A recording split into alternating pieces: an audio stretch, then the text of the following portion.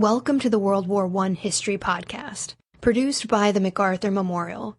We invite you to follow us on Twitter at MacArthur1880 or find the General Douglas MacArthur Memorial on Facebook. Woodrow Wilson, the professor turned president and a very complicated figure in American history. He campaigned to be a domestic policy president and later in favor of neutrality, but ended up a wartime president. World War I is a fascinating moment in the history and the evolution of the American presidency, and Wilson is at the heart of that. Today we're going to be talking with Andrew Phillips, curator of the Woodrow Wilson Presidential Library in Staunton, Virginia. And this will be the first of several interviews as we examine Wilson's presidency and World War I. Today's discussion will trace Wilson's meteoric rise from his days as a professor to his political career and his vision of the role of the American president. Future podcasts will focus on Wilson during World War I and then Wilson in the aftermath of the war. Welcome, Andrew, and thank you for joining us. Thank you for having me. I'm delighted to be here. So start us off with a biographical sketch of Woodrow Wilson leading up to his time at Princeton. Well, Wilson is born in the lovely city of Staunton, Virginia, in the Shenandoah Valley, where the Presidential Library is located. He lives here for all of about 16 months. We're milking that for all we can. And then moves on with his family to live in Augusta, Georgia, Columbia, South Carolina, Wilmington, North Carolina. He's really moving quite frequently as a child and a young man until he settles eventually at Princeton University as a student. He loves Princeton in a way I think he doesn't love other places. Loves the university. Then it's the College of New Jersey, but loves the town as well. He leaves Princeton after graduation. He tries to become a lawyer. This is when he briefly returns to Virginia, except for his 16-ish months living in Staunton as a baby. He spends about a year at UVA in law school, and then never lives in the state again, though always has a very strong connection to Virginia. But he lives in Georgia briefly, where he is a lawyer and hates it. He meets his first wife, so it's not all bad. And then eventually returns to Princeton as a professor and then later president of that university. When do you think he decides that he wants to enter politics? Because, the beginning of his life, he's clearly an academic. So when does that desire emerge? Well, I think that was fairly innate sort of in him. When he's about 10 years old, he makes a constitution for the local boys group baseball team. It's a bunch of his friends, and he writes out this document that says you will be fined X amount of cents if you are late to practice and X amount of cents if you curse. So he has a government inclination early on. But it's not really, I think, until he embarks on that attempt at a law career that he's really actively thinking that maybe politics is something he could do. He doesn't have any real connection to the law. He doesn't really like studying the law or even ultimately being a lawyer. But he views the law as the stepping stone to future political office. It's around that time that he's at UVA that we have essentially a doodle. He makes himself a calling card where he lists out his full name, Thomas Woodrow Wilson, Senator from Virginia. It seems like this was a goal of his as a young man. But as he finds the law distasteful, when he ultimately gets his PhD at Johns Hopkins in Baltimore, it does seem like he is moving away from a political career and instead into an academic one where he is going to study politics. He studies U.S. history, writes books on the subject, on how the U.S. government works compared to other governments. And it's not until he is towards the end of his time as president of Princeton, he becomes president of that university in 1902. It's not until later on, honestly, when he has suffered a couple of defeats at the hands of his board and especially that he really starts to think that politics might be his way forward.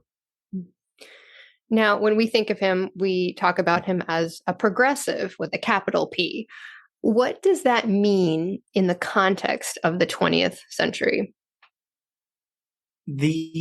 So the broad progressive movement of this era is a result of huge changes in the United States.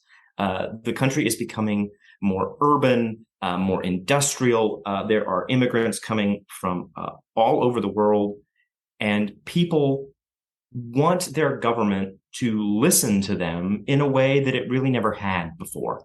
The movement has lots of different parts, and there are quote unquote progressives who only ascribe to some and not others.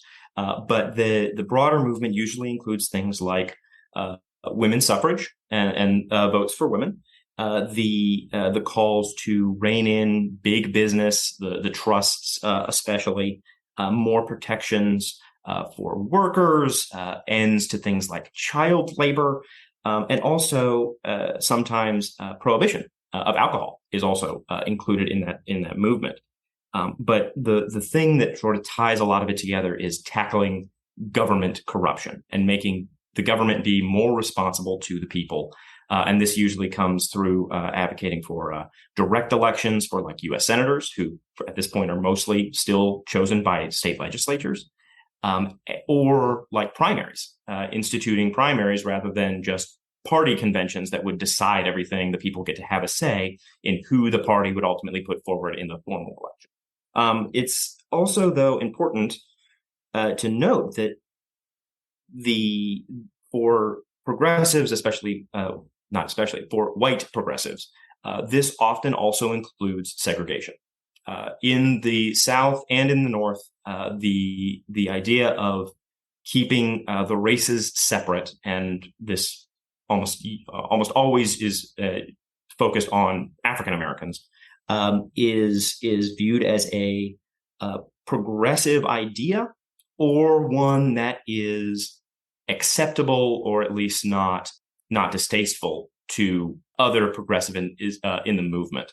But I mean, like today, calling yourself a progressive means different things to different people. And for Wilson, it meant that he was very much supporting an end to child labor, food productions of standards for food production, or safety for factory workers. And he was a big proponent of things like direct elections and primaries. He supported stuff like suffrage, but he viewed it as, he personally supported a woman's right to vote, but he thought it needs to be a state-by-state thing. It shouldn't be a national constitutional amendment, which, not surprisingly, was not a popular way to be talking about suffrage. He also, though, was as his presidency really shows, his brand of progressivism ultimately does lead to a marked deterioration in civil rights, especially for Black civil servants in D.C., but not limited, unfortunately, to them. You mentioned a little earlier that being a progressive at this time means different things to different people. When I think about it, I think, you've got people like Theodore Roosevelt, who's a progressive. You've got Wilson, who's a progressive, completely different political parties, right? So it's obviously a very kind of broad movement. Is Wilson a Republican or a Democrat? Wilson is a progressive Democrat. He is coming from the South. Not too surprisingly, the South is very solidly Democratic Party at this time. In its function, it is not small d democratic, because so many are denied basic civil rights and basic voting rights. But Wilson and his I think childhood in the South help him to identify primarily with the Democratic Party. And when he runs for governor of New Jersey in 1910, that's the party that he runs on. Can you describe his path from being university president to becoming governor of New Jersey? So Wilson is a scholar and author of American history and American politics. He has written a number of books, both academic works that are for like college classes, but also fairly popular ones that are read broadly. And he's a popular lecturer on those subjects. And when the Democratic Party bosses, the machine, is looking for a candidate for the 1910 governor's election in New Jersey, they see Wilson as a good option. He has he's not famous, but he has some name recognition, especially in the state. And they also view him as politically naive, that he would be hopefully easy for them to control. And this is, Wilson states later that he waited for the party bosses to come to him. This was a time when campaigning was very rarely done by the person actually trying to get the office. It was viewed as vulgar or crass, maybe. And you waited for people to come to you so that you could explain your views, and then they could understand why they should vote for you, that sort of thing. And Wilson goes into detail saying, when the bosses came to me, I never promised them anything. He was trying to be very high-minded, I think, about it. But I think it's also very clear that he was more than a little interested in the job. But when they actually get him in office, it turns out it's not exactly what the party bosses were hoping for. So as governor, even though he had the party boss's support, he's pretty independent in how he exercises power. He is. I mean, he tries to show fairly early on that he is not beholden to that party machine. And one of the first breaks is that one of those bosses, one of the ones who came to him and encouraged him to run for governor, a man named James Smith. This is, again, back when senators are chosen primarily by the legislatures. And Wilson didn't support Smith to be appointed senator from New Jersey. They had there was a primary at the time, but it was one of those things that it was so new that there wouldn't have been a lot of uproar if the legislature decided to ignore the primary. The primary wasn't a formal thing. It was this is what the people think. We hope that the legislature will do the thing we want. And so he supported the candidate who won the primary, who was not Smith.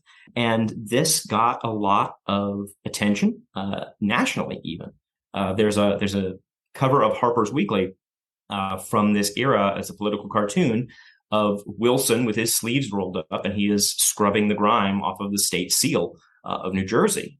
New Jersey was viewed as one of the most corrupt states in this era, and considering how corrupt every state at the time was, that's kind of saying something.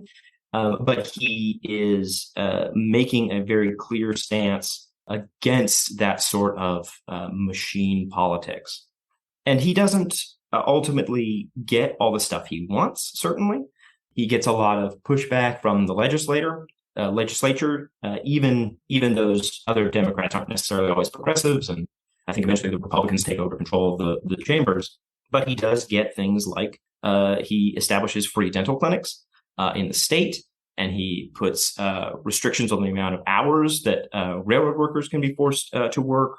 He standardizes training for nurses and restricts child labor in the state as well.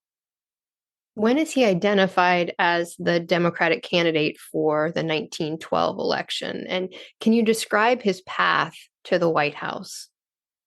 His New Jersey achievements get a fair amount of national attention, not just the battle he has with the party bosses, but just it's like this is what progressives can do when they're in power in a state. As early as 1911, there are Wilson clubs popping up around the country. That this was one of the ways that people could show their support for a candidate in this. There were primaries back then, but it was not the primary and caucus system that we have today, certainly. But white Southerners, especially, looked to Wilson and saw sort of an ideal candidate. He has Southern roots. His wife is from Georgia, but he was transplanted to the Northeast and has made his name in the North. They see him as potentially someone who could have a lot of cross-regional appeal, and it's also a time, again, that people are not running for offices themselves. So Wilson is not showing up, in Ohio at the state fair, in Iowa at the state fair, but he is behind the scenes creating sort of campaign infrastructure. The press, no matter where he goes, the press will ask him, "Oh, are you running for president? Are you interested in running for president in 1912?" And he will always tell them no, even up into 1912. It must have been a lovely time back then when presidential campaigns only lasted like a few months before the actual election. But he is constantly telling them no. But as early as mid-1911, he is starting that architecture and has a couple of people who are part of his quote unquote campaign who are going around the country and talking to other prominent Democrats, trying to get their support and sound them out for a Wilson run in the primaries. There's only about a dozen primaries back then again, but but really at the convention, which is going to be in Baltimore in that summer. That was a very common tactic, and it really works. I mean, Wilson, of those dozen primaries, Wilson wins, I think it's 10 of them. Wins or comes in second in 10 of them. There's only 2 that he's like totally shut out. But it's still, the decision is still made at the convention. And so at the 1912 convention in Baltimore, Democratic convention in Baltimore, he is one of the most prominent candidates. He doesn't lead in the balloting for a while, and it ultimately takes 46 votes before he is selected. It was a long process, and one that Wilson wasn't present for. Not only do you not run for president, you usually aren't there campaigning even at the convention for yourself. He's just hanging out in New Jersey and then gets the results by telegram mostly. But he is spending quite a lot of time there, and eventually is figuring out how to run for president. And the 1912 election is certainly no less crowded than the dozen or so candidates who were vying for just the Democratic nomination. Can you tell us a little bit about that 1912 election? I think that's probably one of the most fascinating ones that we've ever had. Sure. So the Democrats are united in that election behind Woodrow Wilson, but the Republicans split. Their convention in Chicago nominates William Howard Taft, the sitting president, but Theodore Roosevelt walks out. He had been trying to get the nomination again. He had been, unlike pretty much everybody else, he is actively campaigning for himself. And he and a lot of the progressives of the Republican Party walk out. And I think it's about a week later, it's very quickly thereafter, and in the same place, in the same convention center in Chicago, they hold the Progressive Party, something we usually now think of as the Bull Moose Party convention. They nominate Roosevelt to run for office, and he starts actively campaigning all around the country. In the end, Wilson is victorious. The reason I'm sitting here at all, he does win that 1912 election, and it's an electoral landslide. He wins, I think it's like 40 states and more than 400 electoral votes. Theodore Roosevelt wins, I believe it's 6, and Taft only wins 2. I think it's Utah and Vermont. But the vote totals tell a very different story. Wilson becomes president in 1912 with like just under 42% of the popular vote. I think both Roosevelt and Taft are in the mid-20s, with Roosevelt a little above Taft. But then the Socialist Party under Eugene Debs wins 6% of the vote, and this is the best that a Socialist Party has ever done in American elections, presidential elections. But the 1912 election is also really interesting because African American leaders, men like W.E.B. Du Bois and William Trotter and Booker T. Washington, endorsed Woodrow Wilson. They are concerned, rightly I think so, when both Roosevelt and Taft, in having split the party, they both are like, where are we going to find more voters? And both start courting Southern whites. This leads those Black leaders to think, are we going to just be sort of shunted aside? They think that our vote is guaranteed, so they can safely ignore us.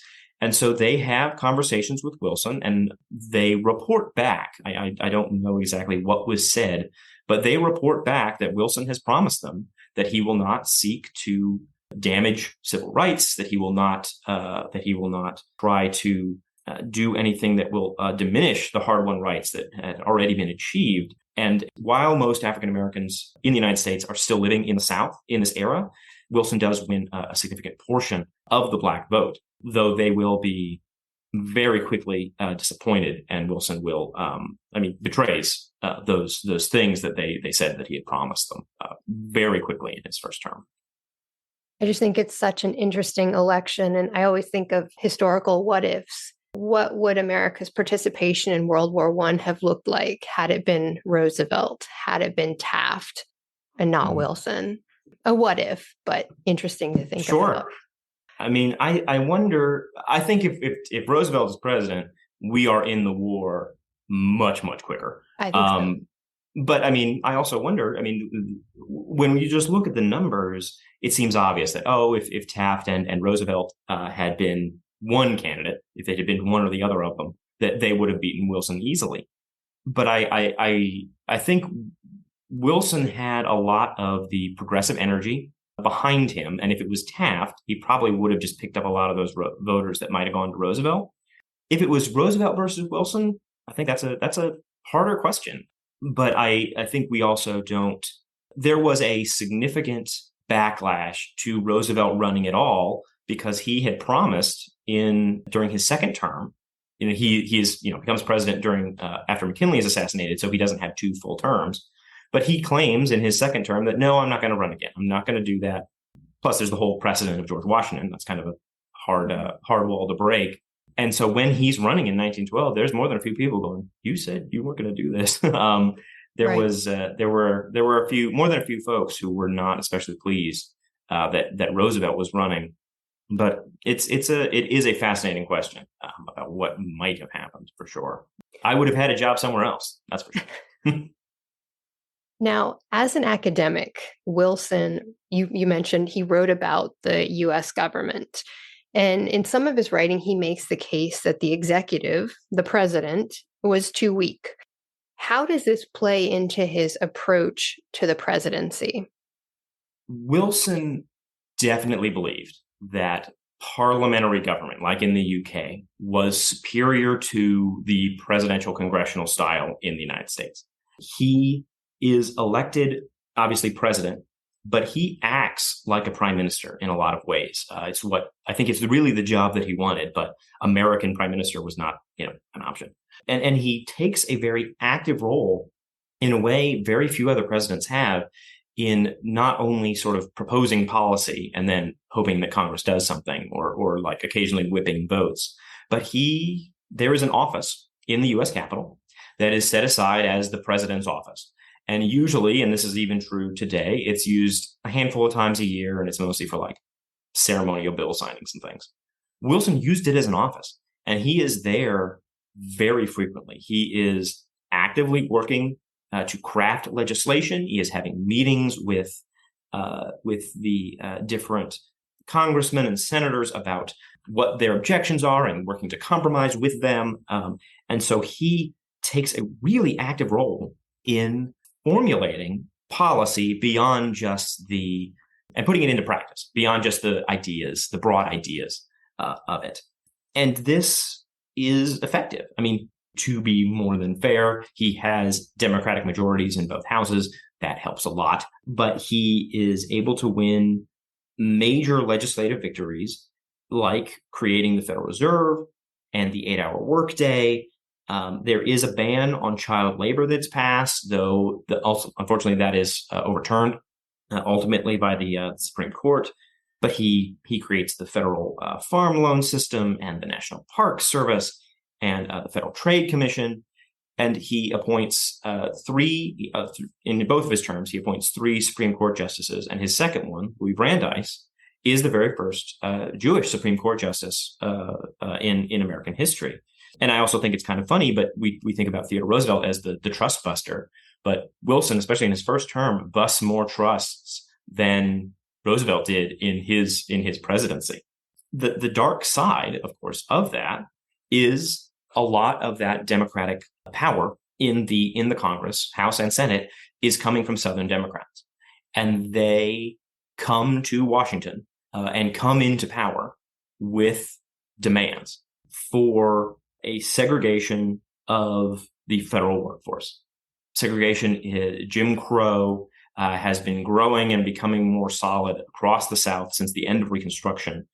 And Plessy versus Ferguson, the separate but equal case, is just about 16 years prior to this. And so people are viewing this as an acceptable and maybe even preferable way of dealing with race relations. And Wilson is the first Southern-born U.S. president elected since the Civil War. 5 of his 10 cabinet secretaries are Southern. And when one of the demands of these Southern congressmen is like, okay, because a lot of them are not necessarily progressive. A lot of them are conservative Democrats. And they are like, we'll support, these progressive things that you want to do. That's fine. But this is something that we want in return. And I don't want it to sound like I'm giving Wilson a pass, like he was forced into this. He is a supporter of this policy. It fits right in with Wilson's paternalistic racism, the way he views his sort of paternalistic view of the world. And he allows his Secretary of the Treasury and the Navy and Postmaster General to pretty quickly in 1913 fully segregate their departments. And especially in Washington itself, there was a growing and thriving Black middle class. These were built on these government jobs. They paid well. They required education. They were stable. They helped and helped by institutions like Howard University in D.C. This was a great example of what African Americans could do when given any sort of chance. And all of a sudden they are told they are keeping the same jobs, that you're still going to be a clerk, but you have a different bathroom now. You can't be having a different cafeteria now.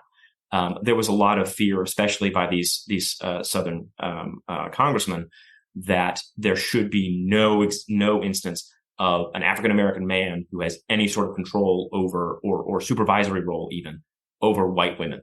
And there were a lot of women working in these departments too. And so it's the other side of Wilson's progressive coin. He is achieving these legislative goals because, and in a small part, because of his acceptance of segregation. And he's certainly not. I don't want it to either sound like that once this is in place, he's just like, oh, it's too bad, but this is what they need. He in numerous meetings, there's not surprisingly quite a bit of protest from Black people, but also from their handful of white allies. And I think it's especially telling the way that Wilson deals with those protests. When he has a meeting in the White House with Oswald Villard, who is the grandson, I believe, of William Lloyd Garrison, who's a very prominent abolitionist. Oswald is a white guy, and he's also one of the founders of the NAACP. Wilson is polite to him, but he gives these, I think the best way to describe it is Wilson is clearly uncomfortable and is kind of weaselly. I mean, he's like, oh no, it's to help them. These are the sort of things. It's not so bad. It's being portrayed wrong. It's really all being overblown. But not long after, he has another meeting, also in the White House, with William Monroe Trotter, and he was a Black newspaper editor out of Boston. And he leads a delegation of other Black leaders to the White House to meet with Wilson.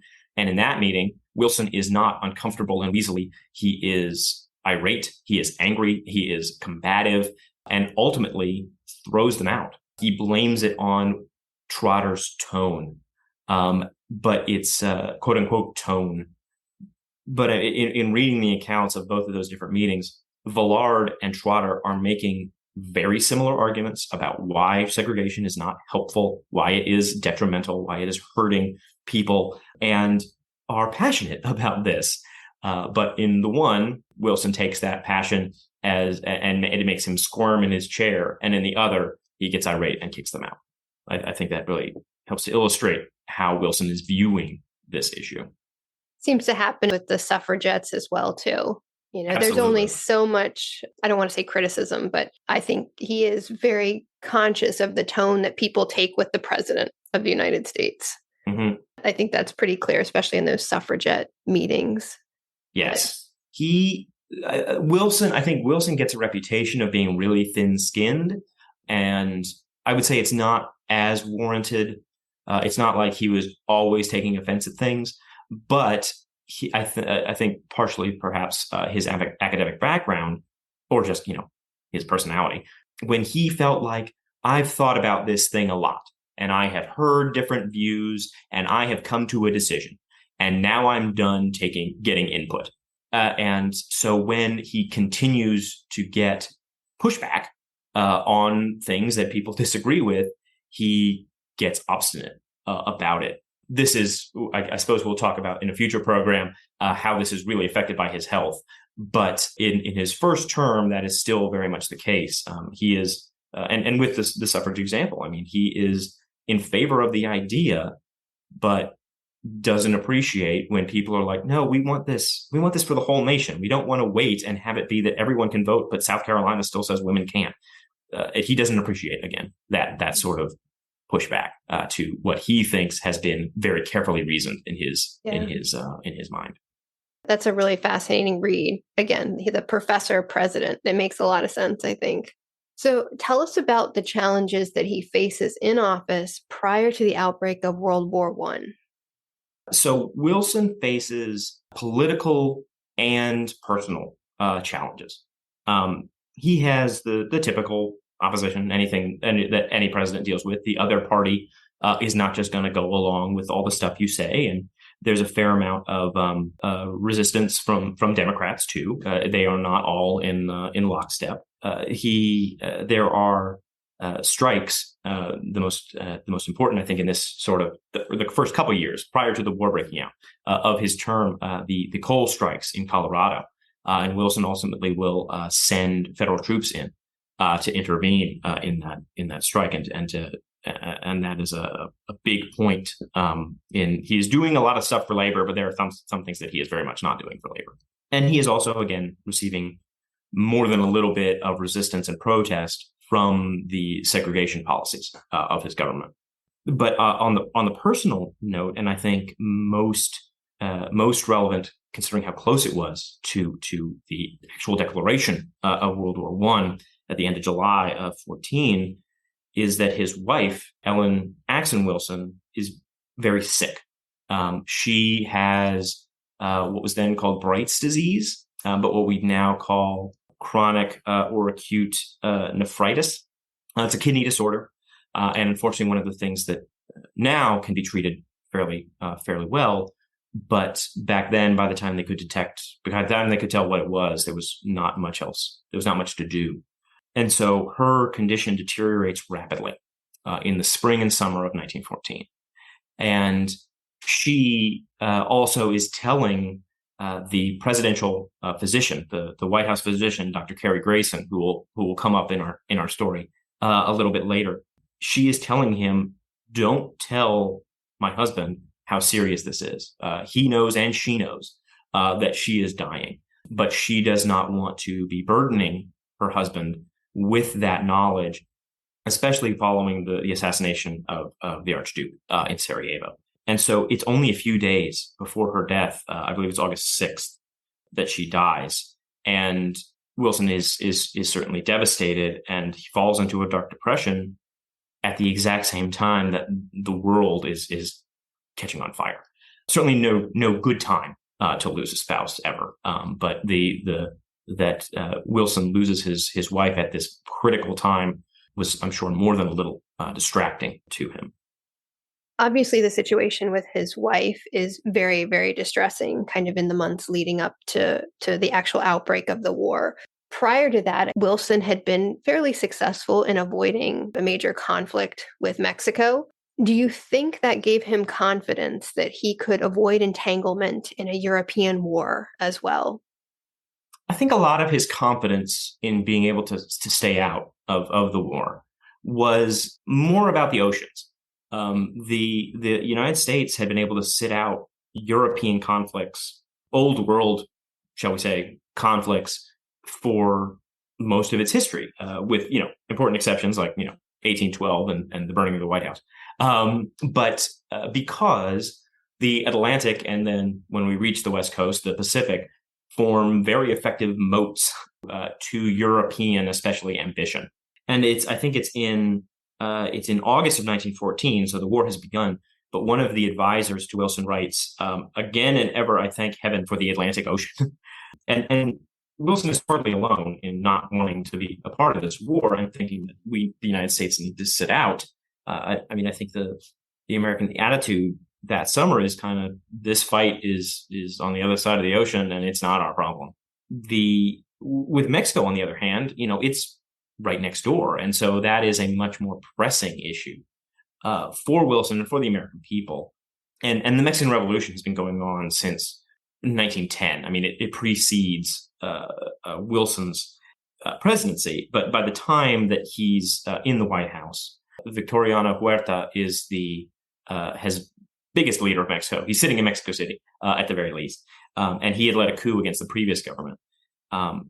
And Wilson is able to avoid sort of a full-scale war with Mexico, but Wilson refuses to recognize Huerta and is very much worried, about, will this revolution spill over? Will it spill across the Rio Grande or into, Arizona, Southern California?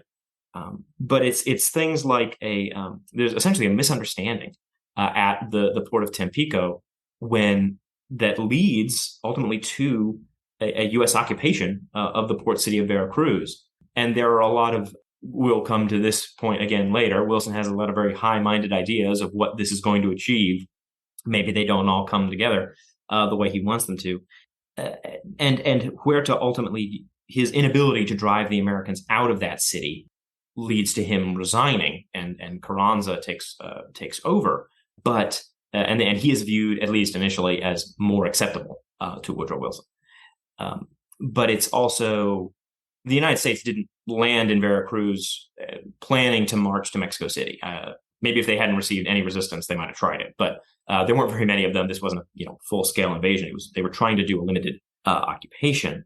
And while Huerta does resign, that occupation is doesn't go well in any other way. It is spun as a victory.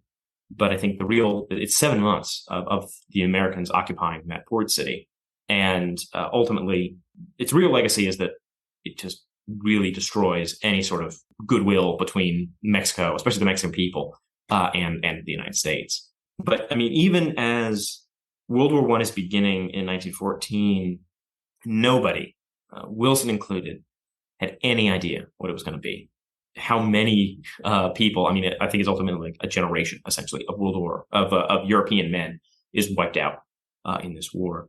And at its outbreak, the Americans especially saw this as like, well, I guess the aristocrats, those, interrelated, interbreeding aristocrats over in Europe are at it again. And hopefully this one will be done as quickly as like the Franco-Prussian War, just about 40 years earlier. But of course, as time will show, they couldn't really be more wrong.